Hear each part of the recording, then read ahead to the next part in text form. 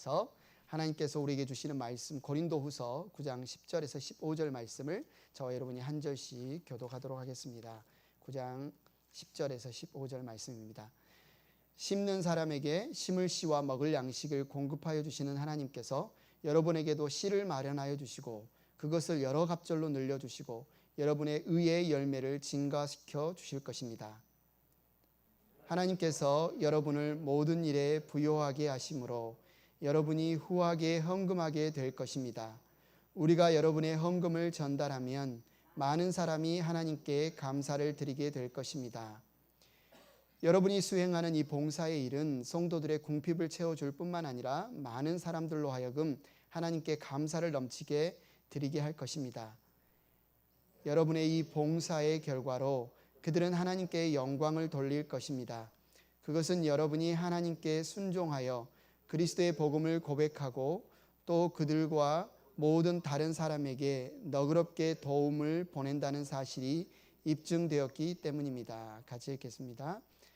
그들은 또한 여러분에게 주신 하나님의 넘치는 은혜 때문에 여러분을 그리워하면서 여러분을 두고 기도할 것입니다. 말로 다 형언할 수 없는 선물을 주시는 하나님께 감사합니다. 아멘. 자리에 앉으시고요. 여러분 많이 더우셨죠? 자리에 앉으셔도 됩니다. 예, 감사합니다. 많이 더우셨죠? 한 주간 여러분 어떤 감사, 나 이런 참 감사할 일이 있었어. 생각해보니 우연은 아니었던 것 같고 정말 하나님이 도와주시는 것 같아. 뭐 이런 어떤 감사 제목 있나요? 내가 기도했는데 하나님께서 이걸 들어주셨어. 저도 지난주에 되게 좀 이가 아파가지고 고생했는데 정말 기도가 절로 나왔습니다. 감사하게도 하나님께서 아픔을 감해 주셔서 얼마나 감사한지.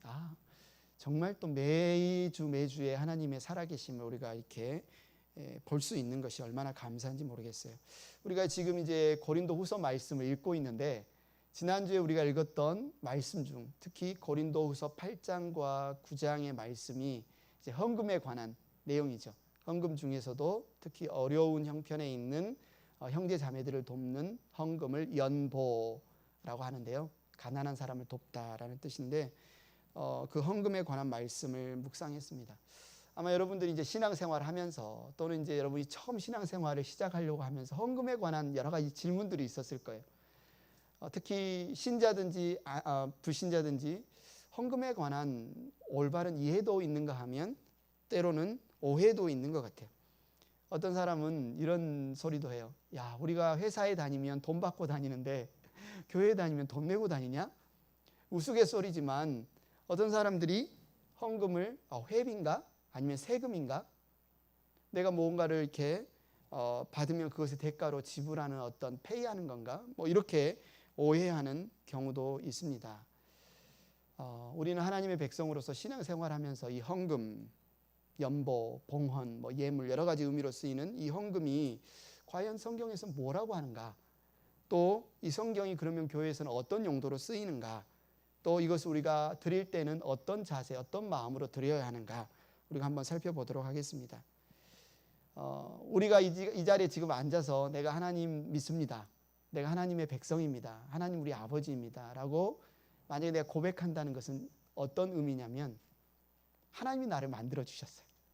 내가 이 아베바에서 원숭이로 아니면 이렇게 진화에서 생겨난 어떤 생물체가 아니라 살아계신 존재이신 인격체이신 하나님이 나를 만들어 주신 분입니다. 이것을 믿는 것이고요.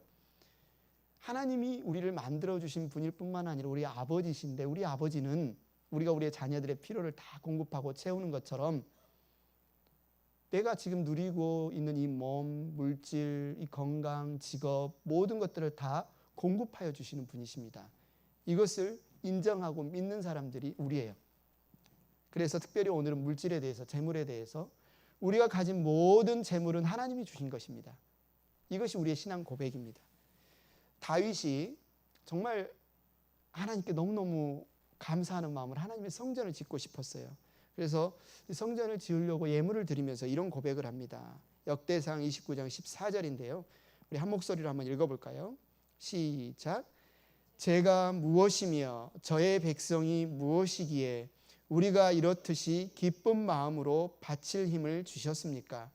모든 것을 주님께서 주셨으므로 우리가 주님의 손에서 받은 것을 주님께 바쳤을 뿐입니다. 참 재미있는 표현이죠. 우리가 다윗은 하나님께 예물을 드렸는데, 하나님의 성전을 위해서 헌금을 드렸는데 그것이 자기 것으로 드렸다고 이렇게 고백하지 않고 하나님이 주셨죠. 주신 것으로 우리가 하나님께 다시 되돌려 드립니다. 하나님의 것을 하나님께 돌려드립니다. 생각을 해보세요. 이게 내 게 아닌데 주인이 따로 있는데 내가 그것을 얻었어요.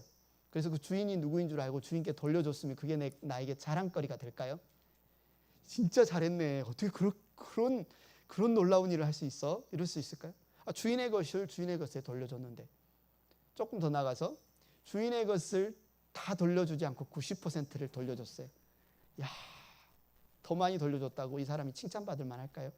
이건 당연한 것이지, 어떤 면에서 정말 자랑하거나 내가 이렇게 많이 했다, 헌금했다, 이렇게 내가 많이 드렸다, 자랑할 수 있는 게 아니라 어쩌면 하나님의 것을 하나님께 돌려드리는 너무나 당연한 것이다. 그래서 우리에게 주신 모든 재물이 하나님의 것이라면 이 재물을 어떻게 사용해야 되는지에 대해서도 하나님께서 당연히 알려주셨겠죠. 성경에 당연히 알려주셨습니다. 하나님께서 우리에게 이 재물을, 물질을 맡기시면서 간단하게 말하면 하나님의 뜻대로 하나님의 영광을 위해서 사용해라. 이게 이제 하나님의 큰 원칙인데요. 그 중에서도 우리에게 주신 이 재물이, 물질이 사용되는 출처들이 있습니다. 이거 하나님의 뜻이에요. 첫째, 가정을 위해서 사용해야 됩니다. 가정을 위해서. 그래서 사도 바울은 우리에게 하나님께서 주신 물질로 가정을 이렇게 돌보라고 이야기를 하셨어요. 말했어요. 디모데전서 5장 8절에 보면 누구든지 자기 친척, 특히 가족을 돌보지 않으면 그는 벌써 믿음을 저버린 사람이요 믿지 않는 사람보다 더 나쁜 사람입니다. 그러니까 첫째, 하나님이 우리에게 주신 물질로 누구를 돌봐야 돼요? 가족을 돌봐야 돼요. 그 중에서도 조금 더 넓혀서 자기의 친지, 부모님, 이웃과 가까운 친지들의 어려운 형편에 있으면 그들을 돌보는 일에 하나님이 주신 물질을 써야 됩니다. 예수님이 십자가에서 못 박히셔서 이제 곧 운명하시기 전에 그 아래 어머니 마리아가 있습니다. 육신의 어머니 마리아. 이제 예수님은 십자가에 죽으시고 부활하시면 하나님 아버지 곁으로 가시겠죠. 그러면 이 땅에 남긴 어머니는 어떻게 해요? 그 옆에 요한이 있습니다. 요한에게 말합니다. 보라, 네 어머니라. 정말 인류의 대속을 위해서, 우리의 대속을 위해서 십자가에 죽으시면서도 우리 예수님께서 챙기셨던 게 뭐냐면 가족, 어머니의 안부, 안위를 사도에게, 요한에게 맡기셨다는 거죠. 그래서 성경은 우리에게 주신 물질로 우리의 가족을 돌보는 것이 하나님의 뜻이고 하나님의 영광을 위한 것이다 라는 사실을 분명히 합니다.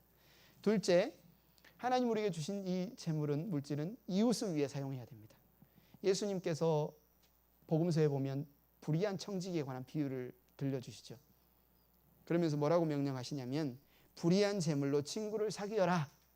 무슨 말이냐면 우리에게 주신 물질을 가지고 이웃들에게 베풀므로 그들이 하나님이 얼마나 은혜로우신 분인지, 하나님이 얼마나 선하신 분인지 깨달을 수 있도록 우리에게 맡기신 물질을 사용해라 뜻이에요.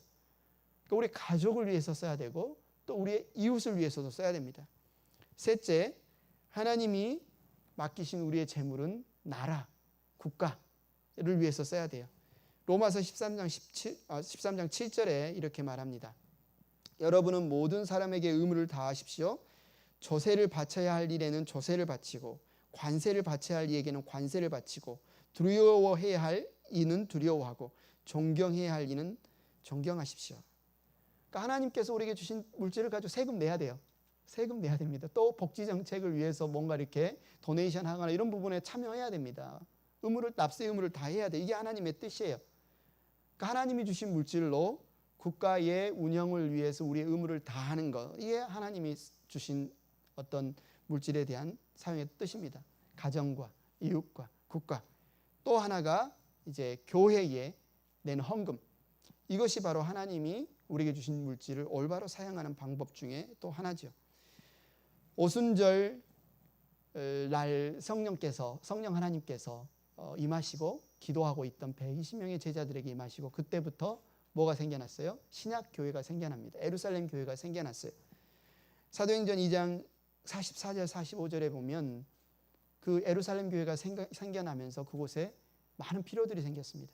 그날 예수님을 베드로가 복음을 전해 3,000명이 예수님을 믿고 침례를 받고 신약교회의 멤버, 회중이 됐잖아요. 근데 그들 중에는 예루살렘에 사는 사람들도 있었지만 저 멀리에서 정말 오순절을 지키기 위해서, 절기를 지키기 위해서 왔던 사람들도 있었거든요. 이들은 경비도 다 떨어졌고 이곳에서 더 신앙생활을 하고 배우고 싶은데 먹을 거, 누울 곳이 없습니다. 그래서 어떻게 했습니까? 사도행전 2장 44절 45절에 보니까 믿는 사람은 모두 함께 지내며 모든 것을 공동으로 소유하였다. 그들은 재산과 소유물을 팔아서 모든 사람에게 필요한 대로 나누어 줬다. 특별 케이스죠. 정말 하나님께서 첫 교회, 신약 교회를 세우시는데 많은 믿는 자들의 그 필요를 어떻게 채우셨느냐. 막 하늘에서 만나를 내리시면 좋을 것 같은데 그곳에 가봐, 땅을 파봐, 금덩이가 있을 거야. 뭐 이런 식이 아니라 믿고 하나님의 자녀라고 고백했던 형제 자매들, 그러니까 더 많이 갖는 자들의 형제 자매들의 어떤 소유를 팔아서 그것을 나눔으로써 나머지 형제들의 필요를 채우게 하셨다는 거죠. 그래서 하나님께서 우리의 헌금을 통해서 교회의 필요를 채우는 것, 이것 또한 하나님의 뜻을, 하나님의 영광대로 우리의 물질을 사용하는 하나의 방법입니다. 그래서 우리는 이 네 가지 영역, 가정과 이웃과 국가와 교회에 우리에게 맡겨주신 이 재물을, 물질을 사용할 수 있어요. 근데 여기서 필요한 게 뭐냐면 밸런스, 균형이죠. 어떤 사람들은 한 군데에 몰빵합니다. 몰아칩니다. 가정만을 위해서 써요. 이웃과 국가와 교회 안 나눕니다. 어떤 사람들은 국가를 위해서, 이웃을 위해서 막 나누는데 자기 가정을 돌보지 않아요. 교회에 막 헌금을 갖다가 내는데 가정을 위해서는 전혀 돌보지 않아요. 이건 성경적으로 옳지 않습니다. 그래서 이 네 가지 영역에 적절하게 하나님의 물질을 지혜롭게 쓰는 것이 하나님께서 우리에게 재물을 맡기신 청지기로서의 충성스러운 태도라고 할 수 있죠. 그 중에서도 오늘은 이 네 번째 영역, 교회에 드리는 헌금, 이 헌금의 정의가 무엇인가? 헌금의 용도가 무엇인가? 우리는 헌금을 드릴 때 어떤 자세로 드려야 하는가? 구약 성경과 신약 성경의 예를 통해서 한번 살펴보고자 합니다. 첫째, 구약 성경은 헌금에 대해서 뭐라고 말씀을 하고 있을까요? 먼저 궁금한 게 구약에 교회가 있었을까요? 헌금을 교회에 내는데 구약에 교회가 있었을까요? 궁금하잖아요.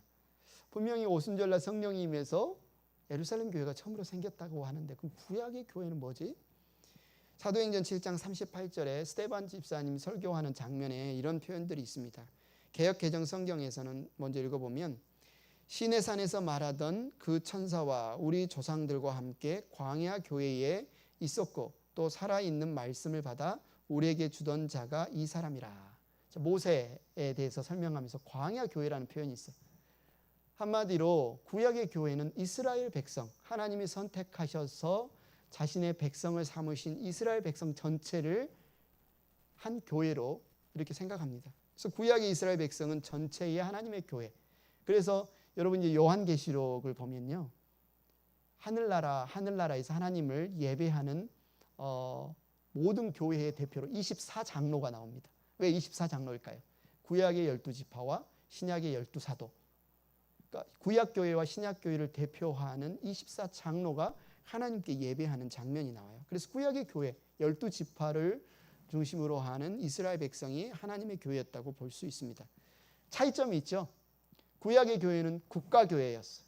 한 나라가 전체가 그냥 교회였어요. 신약의 교회는 전 국가와 교회가 분리되어 있죠. 미국에도 교회가 있고 한국에도 교회 있고 아프리카에도 교회가 있습니다. 그래서 이 이스라엘 백성이 교회인 국가교회에 주어진 하나님의 말씀을 똑같이 문자적으로 신약교회인 우리에게 적용할 수는 없습니다. 그러나 그 원리는 우리가 가져올 수 있죠. 구약의 대표적인 구약교회 이스라엘 백성의 대표적인 헌금이 11조인데요. 10분의 1이라는 의미가 있어요. 11조란 말은 10분의 1. 구약 성경 전체가 심지어 창세기부터 말라기, 구약 성경의 끝인 말라기까지 11조에 대해서 언급을 하고 있습니다. 그것은 하나님께 드려지는 헌금이자 요즘 우리와는 달리 세금이었어요. 이스라엘이라는 나라 자체가 교회잖아요. 그들에게는 이것이 헌금이자 세금이었어요. 곡식이든 과일이든 가축이든 돈이든 사람이든 모든 것의 10%를 하나님께 드리는 거예요. 사람을 바칠 수가 없잖아요. 그러니까 사람을 금액으로 환산해서 드리는 헌금, 이걸 11조라고 했죠. 여러분이 아시는지 모르겠지만 구약의 11조 헌금에는 세 가지 종류가 있었습니다. 세 가지 종류. 첫째, 하나님이 이스라엘 백성의 왕이시죠. 나중에 하나님 이스라엘 백성이 우리에게 왕을 달라고 해서 사울 왕, 다윗 왕을 세우긴 했지만 사실 하나님이 왕이십니다. 하나님이 친히 통치하세요. 그런데 하나님이 이스라엘이라는 교회, 나라를 통치하시는데 하나님의 일꾼들이 필요했어요. 그들이 바로 레위 지파입니다. 레위인들입니다. 그래서 하나님께서 한 지파인 레위 지파를 일꾼으로 삼으시고 그들의 모든 필요는 나머지 11지파의 10분의 1, 11조를 모아서 이 한 지파가 먹고 살아야 할 모든 필요를 채우게 하셨어요. 각 11지파는 여호수아의 정복전쟁 이후에 가나안 땅에 각 지파들이 모여서 삽니다. 땅들을 상속받아요. 그런 레위 지파는 자기들끼리 모여 살지 않아요. 48군데로 다 찢어져서 각 지파, 11지파의 땅에 골고루 터져서 그곳에서 하나님의 말씀을 가르치고 그곳에서 재판을 하고 그곳에서 하나님과 이스라엘 백성들 사이에 중재하는 역할을 하는 하나님의 일꾼으로서의 사명을 감당했어요. 그런데 하나님께서 이 레위 지파를 위해서 나머지 11지파 너희들은 소득의 10분의 1을 모아서 그들을 도와라, 이렇게 하신 거죠. 민수기 18장 21절에 이렇게 말합니다. 나는 레위 자손에게는 이스라엘 안에서 바치는 열의 하나를 모두 그들이 받을 유산으로 준다. 이것은 그들이 회막리를 거두는 것에 대한 보수이다. 회막은 성막, 나중에는 성전, 그죠? 그래서 이곳은 하나님을 예배하는 장소죠. 그래서 하나님을 예배하고 이스라엘 백성을 돕는 이 일에 대한 보수로 하나님께서 레위 지파에게 다른 지파들이 거둔 10분의 1을 준다. 이들에게는 땅도 주어지지 않았어요. 이들에게는 뭐 다른 직업, 뭐 양치거나 농사짓거나 뭐 이런 직업도 할 수 없어요. 이들이 할 수 있는 유일한 일은 이스라엘 백성들을 섬기는 성직, 이스라엘 백성들이 하나님께 드리는 예식이라 재판이나 말씀을 가르치는 일에 전념하도록 하고 대신 그들의 필요는 나머지 11지파로 인해서 채우도록 한 겁니다. 그래서 민수기 18장 24절에도 말합니다. 그 대신에 나는 그들에게 이스라엘 자손이 나에게 들어올려 바치는 제물 곧 열의 하나를 그들의 유산으로 준다. 그러므로 나는 그들은 이스라엘 자손들 사이에서 아무런 유산도 없다고 그들에게 말하였다. 그래서 구약의 11조 첫 번째는 뭐다? 레위 지파의 필요, 하나님의 일꾼인 레위 지파의 필요를 공급하기 위해서 이스라엘 백성들이 낸 헌금이었다. 또 두 번째 11조가 있었어요. 두 번째 11조는 하나님께서 이스라엘 백성들에게 이들이 전 이스라엘 땅에 흩어져 살잖아요. 그런데 하나님이 정하신 절기가 되면 그들이 한 군데 모입니다. 유월절, 뭐 초막절 이럴 때가 되면 이들이 한 군데 모여요. 그래서 하나님께 예배하고 하나님께 말씀 듣고 같이 친교하고 교제하는 그런 축제, 절기를 위해서 이들이 11조를 모았습니다. 신명기 14장 23절에 보면 당신들은 곡식과 포도주와 기름의 11조를 처음 난 소와 양의 새끼와 함께 주 당신들의 하나님이 자기의 이름을 두려고 택하신 곳으로 가지고 가서 주님 앞에서 먹어야 합니다. 이렇게 함으로써 당신들은 주 당신들의 하나님을 두려워하는 것을 배우게 됩니다. 이게 두 번째 11조예요. 세 번째 11조가 있습니다. 이 세 번째 11조는 매년 내는 11조가 아니라 3년마다 자신의 소득의 10%를 모아서 과부나 가난한 자들을 돕도록 하는 11조가 있습니다. 새해마다 11조를 드리는 해가 되면 당신들은 당신들의 모든 소출의 열의 하나를 따로 떼어서 그것을 레위 사람이나 외국 사람이나 고아나 과부에게 나눠주고 그들이 당신들이 사는 성에서 마음껏 먹게 하십시오. 한마디로 우리가 생각하는 10분의 1이다. 이거 그냥 어떤 자기의 소득의 일부를 떼어서 하나님께 드린다라는 의미이지 진짜 10분의 1만 구약의 이스라엘 백성들이 드린 게 아닙니다. 이뿐만이 아니에요. 이들은 성전에 들어갈 땐 성전세를 냈고 또 자기가 이제 비즈니스, 자기의 어떤 포도밭, 밀밭 아니면 이런 농작물 중에서도 일부를 남겨놔요. 가난한 사람들이 그 밭에서 그것들을 추수해서 먹을 수 있도록. 그리고 자원해서 드리는 예물도 있고.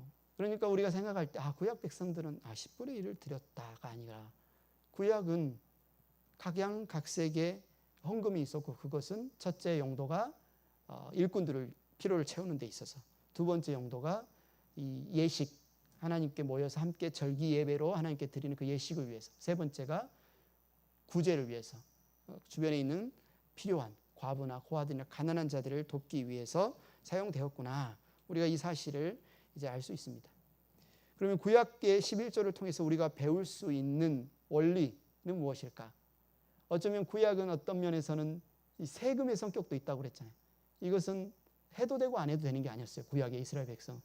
우리가 미국 땅에 살면서 막 세금 내도 되고 안 내도 되는 게 아니잖아요. 마찬가지로 이들에게 있어서는 그게 어쩌면 세금의 성격도 있었어요. 그러나 그것만 있었느냐? 아니다. 그들이 드리는 이 헌금에는 하나님께 드리는 감사와 믿음과 헌신의 표현이 담긴 예물의 성격이 더 강했습니다. 이 10의 1조가 이스라엘 백성이 한 나라를 이루어 가나안 땅에 들어간 이후부터 생겨난 게 아니고요. 창세기 14장 20절에 보면 이미 아브라함, 이스라엘의 믿음의 조상인 아브라함 때 이미 아브라함이 11조를 드리는 장면이 나와요. 창세기 14장 20절, 아브라함은 들으시오. 그대는 원수들을 그대의 손에 넘겨주신 가장 높으신 하나님을 찬양하시오. 아브라함은 가지고 있는 모든 것에서 열의 하나를 멜기세덱에게 주었다. 히브리서에 보면 이 멜기세덱은 예수님의 예표라고 하죠. 무슨 사건이냐면 자기의 조카 롯이 소돔 땅 옆에서 먹고 살다가 잡혀갔어요. 그래서 아브라함이 자기의 가병들을 데리고 그들을 쫓아가서 하나님의 은혜로, 정말 말도 안 돼 몇백 명으로 수많은 군사와 싸워서 이긴다는 것은 사실 불가능한 것인데 하나님의 은혜로 이깁니다. 이기고 자기의 조카를 구합니다. 구해서 돌아오는 길에 멜기세덱이 아브라함에게 나타나서 이 말을 하는 거예요. 하나님께 감사하십시오. 하나님께 감사하십시오. 하나님을 찬양하십시오. 그리고 하나님이 이 모든 구원, 이 모든 승리를 주신 분임을 인정하는 믿음의 고백으로 10분의 1을 드리십시오. 그래서 아브라함이 하나님을 찬양하고 믿음의 고백으로 자기는 10분의 1을 하나님께 드리는 그 일들이 일어나요. 그러니까 아브라함도 이것을 알고 있었고, 야곱은 어때요? 야곱이 이제 자기 집을 떠나서 외삼촌 라반의 집으로 가는 그 광야에서 하나님께 이런 기도를 합니다. 제가 기둥으로 세운 이 돌이 하나님의 집이 될 것이며 하나님께서 저에게 주신 모든 것에서 열의 하나를 하나님께 드리겠습니다. 갈 바를 알지 못하고 이제 자기 집을 떠나서 광야길을 떠나면서 하나님이 나를 지켜주시고 하나님이 나를 보호해 주시고 하나님이 약속을 지키셔서 나를 구원해 주시면 제가 그 하나님의 구원의 감사의 고백으로 그 모든 것을 하나님이 행하셨다는 믿음의 고백으로 제가 열의 하나 11조를 하나님께 드리겠습니다. 이런 믿음의 고백을 하는 구절이 있어요. 하나님은 이들의 믿음의 자손인 출애굽한 이스라엘 백성들에게 레위기 27장 32절에 보면 소떼와 양떼에서도 각각 10분의 1을 나 주에게 거룩하게 바쳐야 한다.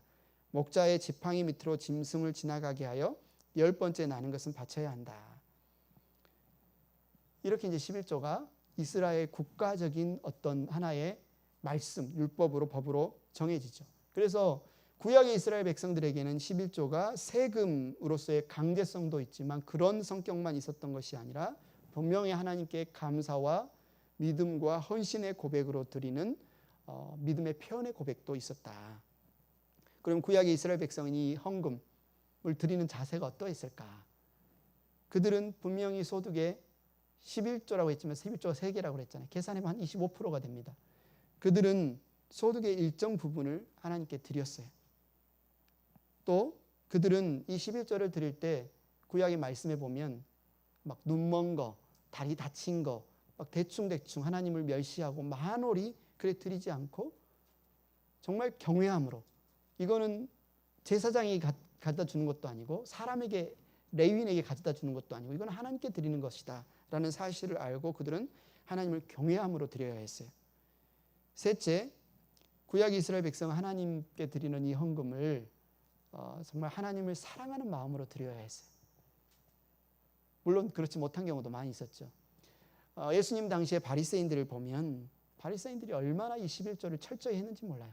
그램까지 정말 뭐 박하 무슨 깻잎, 우리 집에서 깻잎을 키우잖아요. 깻잎을 제가 100장을 했으면 10장은 따로 막 이렇게 철저하게 11조를 하면서 우리는 이렇게 하나님을 잘 섬긴다. 굉장한 자부심이 있었어요. 근데 예수님이 그들을 보면서 뭐라고 책망하십니까? 그래, 너희들이 그렇게 하나님이 말씀하신 대로 명령한 대로 그렇게 잘 하나님께 헌금하는 것은 좋아. 그런데 너희가 하나님을 사랑하는 마음을 버렸구나. 하나님을 사랑하는 마음을 버렸구나. 너희는 이것도 하고 저것도 했어야 된다. 그러니까 단순히 헌금을, 구약 백성들도 헌금을 그냥 세금이니까 하나님이 명령하셨으니까 그냥 드리는 것이 아니라 그 마음에 하나님을 사랑하는 마음으로 드려야 해요. 넷째, 구약의 이스라엘 백성은 11조를 정기적으로 드려야 했습니다. 매년 10분의 1, 또 어떤 것은 3년마다 10분의 1. 그런데 왜 이렇게 하나님은 이렇게 매년 어떤 반복되는 일정으로 하나님께 헌금을 드리도록 하셨을까? 늘 기억하기 하기 위해서죠. 이 모든 것이 하나님이잖아요. 처음에 말씀하셨잖아요. 내 것 갖고 하나님께 드리는 게 아니잖아요. 이미 하나님이 우리에게 주신 것을 다시 하나님께 돌려드리는 이 어떤 행위, 이 어떤 퍼포먼스를 통해서 하나님이 우리 물질을 받고자 하는 게 아니라 지금 뭘 받고 싶은 거예요? 어떤 걸 지금 하나님께서 지금 우리에게 받고 싶은 거예요? 하나님이 우리의 주인이십니다. 하나님이 우리에게 모든 것을 주셨습니다. 과거에 여기까지 인도하신 하나님이 앞으로도 우리의 인생을 책임지시고 공급하시고 부족함이 없이 채우실 것을 믿습니다. 이 믿음 고백, 이 사실을 인정하고 이 사실을 믿고 신뢰하는 우리의 마음을 받고 싶은 거잖아요. 그러면 신약에서는 어떨까요? 구약에서 헌금에 대해서 알아봤다면 신약 성경은 헌금에 대해서 뭘 말하고 있을까? 좀 전에 살펴봤던 사도행전 2장, 이제 교회가 처음으로 시작했고 많은 형제 자매들이 모여 있기 때문에 먹을 것, 입을 것, 나눌 것이 부족한 현상이 일어나자 그 중에 이제 어느 정도 여유가 있는 형제들이 자기의 재산을 팔아서 그들을 공급하는 그런 일들이 일어났어요. 그러니까 이제 그 어떤 형제들의 나눔에 너무너무 감사한 형제들이 참 그 형제들을 칭송했겠죠. 그러자 아나니아와 삽비라라는 사람이 자기들도 이제 하나님께 헌금을 해야 되겠다. 모르게 처음에 좋은 마음으로 시작했을 것 같아요. 그런데 그 밭을 팔고 일부를 숨겨두고 나머지 가지고 와서 이것이 이 밭을 판 전부입니다라고 속여서 헌금을 했어요.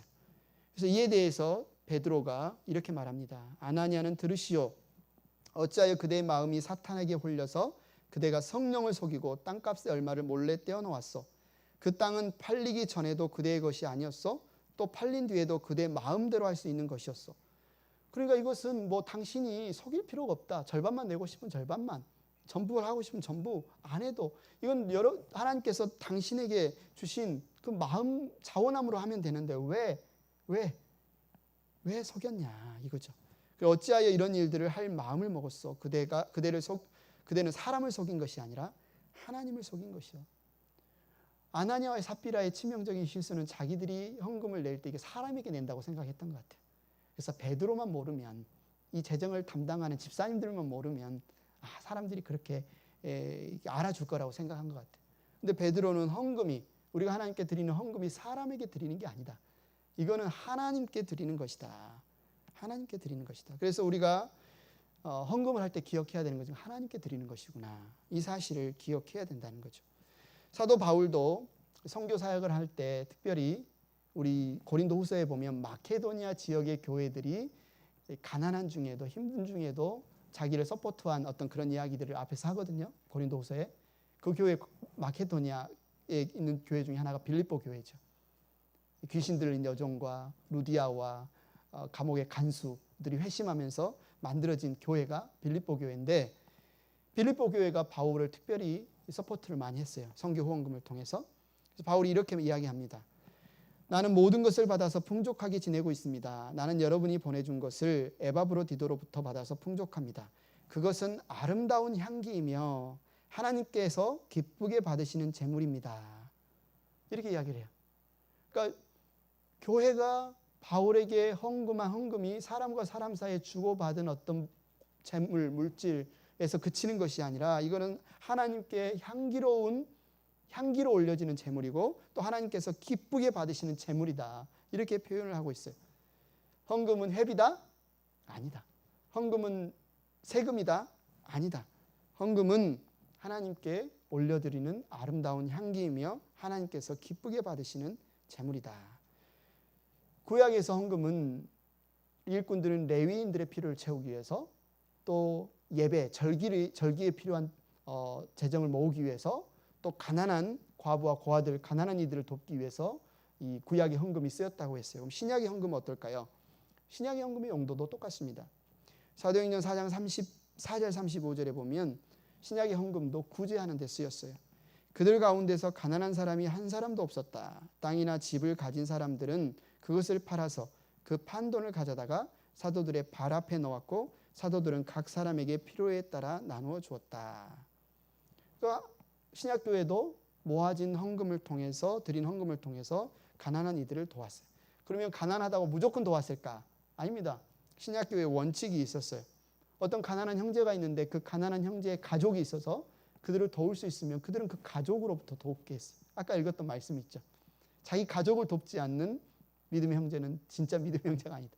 그러니까 가족이 있는 형제는 가족으로 돕게 하고, 그 다음에 또 60세 미만이 돼서 자기가 일을 해서 어쩌면 재정적인 필요를 채울 수 있는 사람은 스스로 그런 필요를 채우도록 했어요. 어떤 사람들을 도왔느냐? 60세 이상으로 스스로 일할 수 없고 돌볼 자식도 없는, 가족도 없는 그런 대상들을 도왔던 것이 있습니다. 첫째는 구제 사역을 위해서 쓰였고요. 두 번째는 교회를 섬기는 일꾼들의 필요를 채우는 데 사용되었습니다.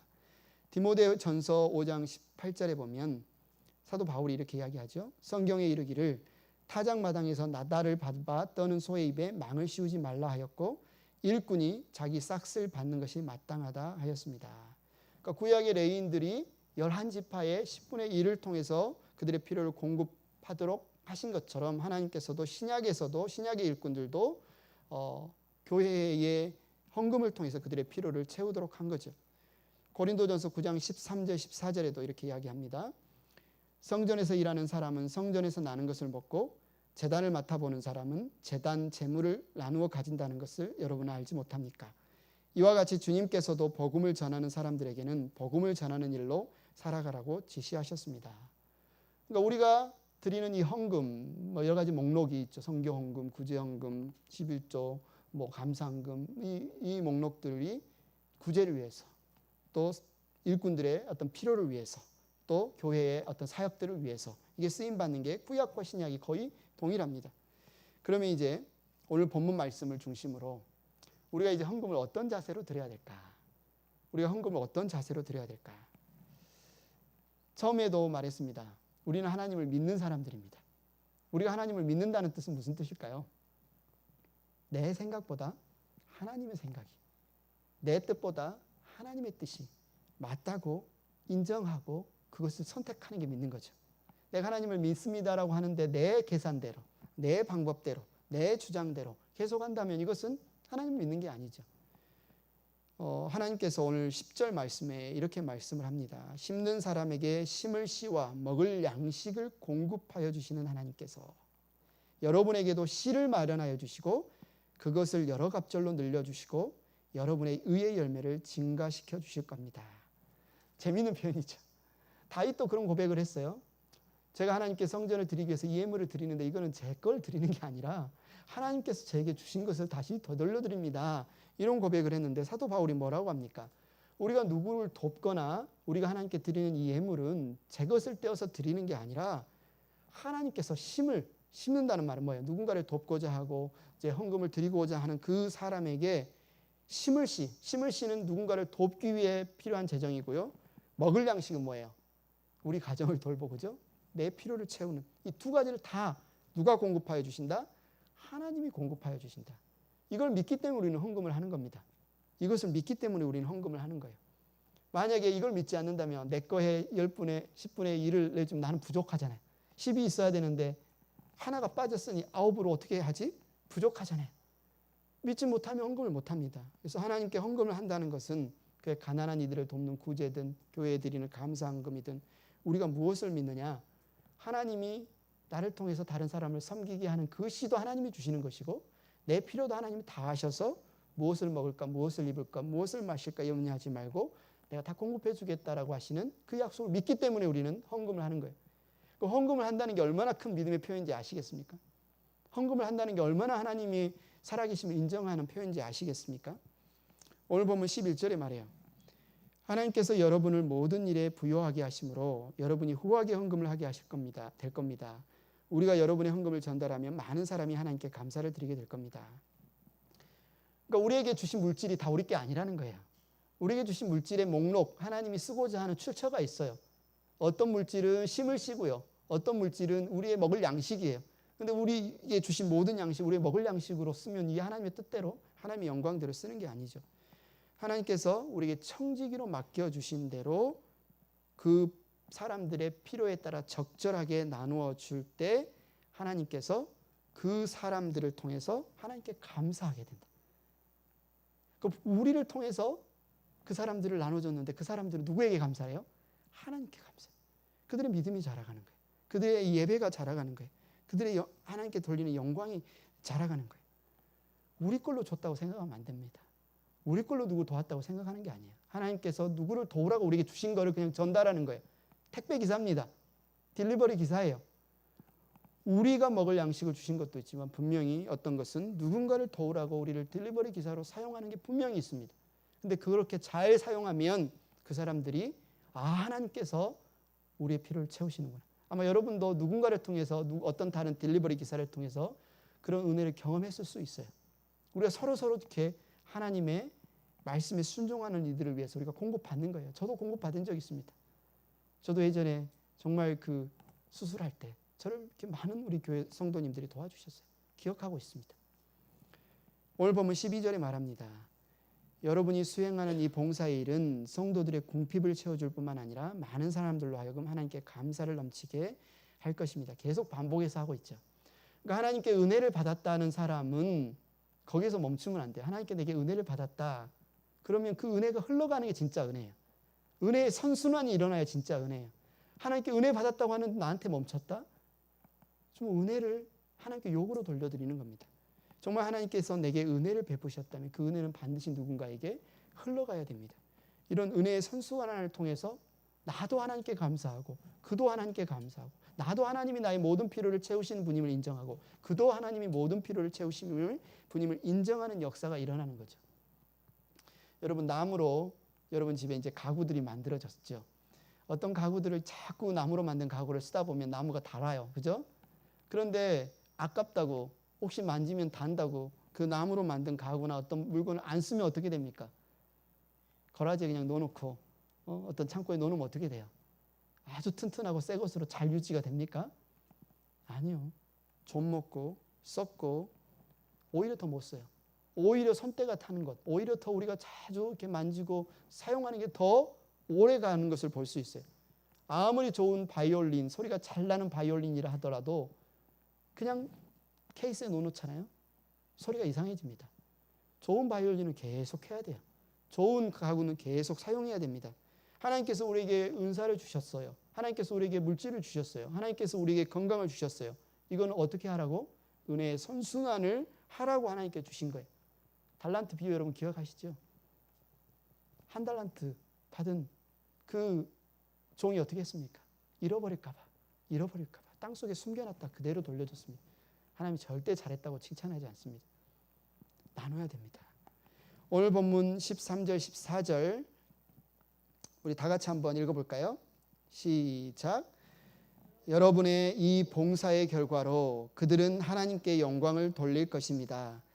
그것은 여러분이 하나님께 순종하며 그리스도의 복음을 고백하고 또 그들과 모든 사람에게 너그럽게 도움을 보낸다는 사실이 입증되었기 때문입니다. 14절 그들은 또한 여러분에게 주신 하나님의 넘치는 은혜 때문에 여러분을 그리워하면서 여러분을 두고 기도할 것입니다. 우리가 드리는 헌금이 그냥 물질에 지난 것이 아니라는 것을 분명히 말하고 있어요. 이것은 우리가 하나님을 믿고 있는 믿음의 고백이다. 뭐라고 표현합니까? 그리스도의 복음을 고백하는 것이라고 말하고 있고요. 또 하나님께 순종하는 것의 증거라고 말하고 있고요. 여러분이 정말 사랑하는 아내가 있는데 아니면 여러분이 정말 사랑하는 자녀가 있는데 옷도 안 사줘. 아이가 배고파서 막 굶는데 먹을 것도 안 줘. 그럼 난 널 사랑해, 난 널 사랑해 말만 해요. 이게 진짜 사랑일까요? 진짜 사랑일까요? 아니잖아요. 실제적인 어떤 필요를 채우는 것, 어떤 물질을 공급하는 게 분명한 사랑의 증거입니다. 마찬가지로 정말 우리에게 주신 것으로 누군가를 돕고 우리에게 주신 것으로 하나님께 드리는 것은 정말 내가 하나님을 믿습니다. 정말 이 모든 것이 하나님이 주신 것임을 믿습니다. 또 하나님이 나누라고 했기 때문에 그 말씀에 순종하는 것이 옳은 것임을 믿습니다. 라는 우리의 믿음의 고백이에요. 왜 헌금이 이 예배 중간에 한 순서로 되어 있을까? 봉헌 순서로. 이게 하나님이 받으시는 귀한 예배 행위이기 때문에 그래요.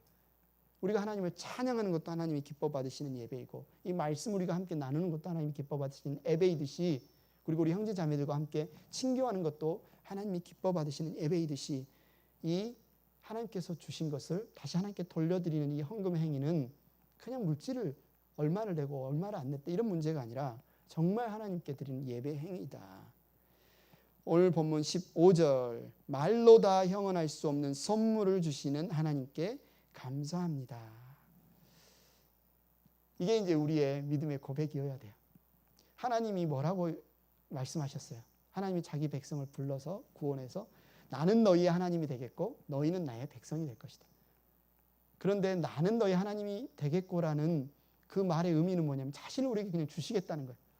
자신을 그냥 우리에게 내어주시겠다는 거. 어떻게까지 내어주셨어요? 그분의 아들이 인간의 몸을 입고 이 땅에 오셔서 종이 되셔서 십자가에 자기 목숨을 내어줄 만큼 하나님 우리에게 그냥 자신을 선물로 다 주셨어요. 다 주셨어요.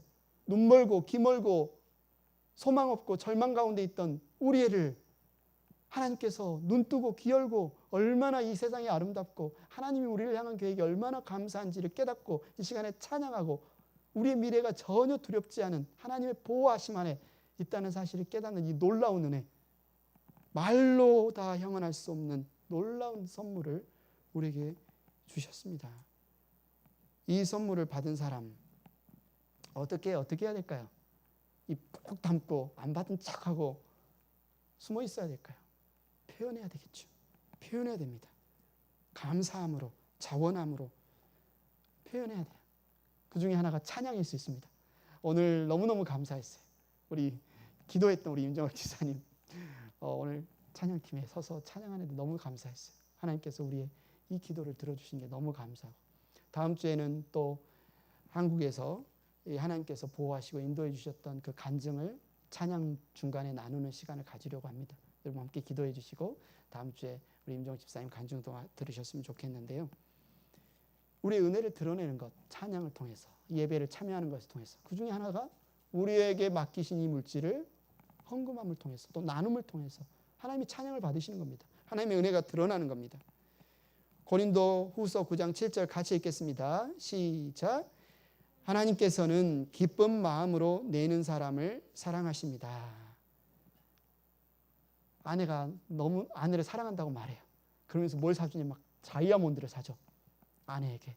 그런데 나는 다른 여자를 사랑해. 진정한 사랑일까요?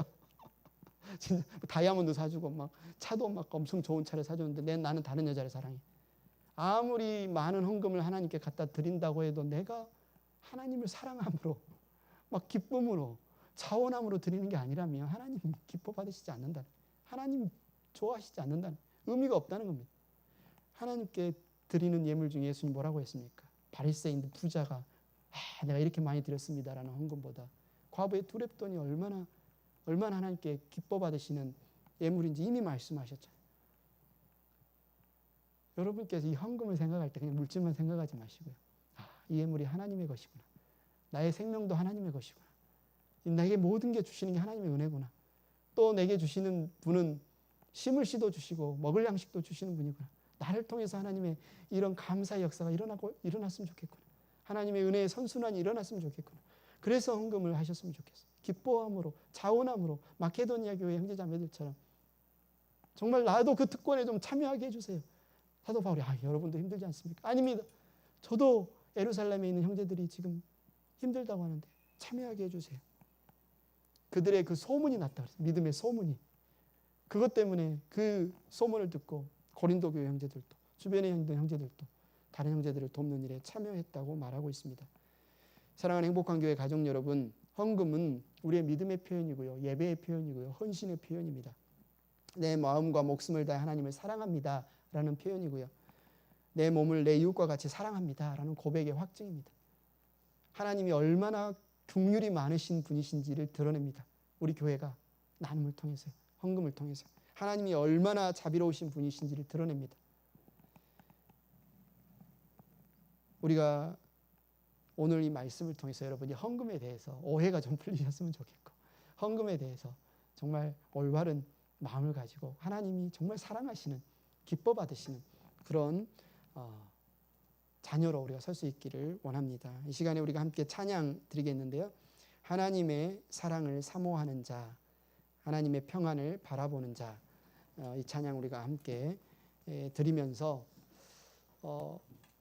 나를 이 땅에 존재케 해주신 하나님, 눈 멀고 귀 멀고 어리석은 상태로 살아가는 게 아니라 정말 하나님을 알고 믿고 하나님의 은혜가 얼마나 큰지 알면서 찬양할 수 있는 존재로 살아가게 하신 하나님 감사하면서 이 찬양 드리겠습니다.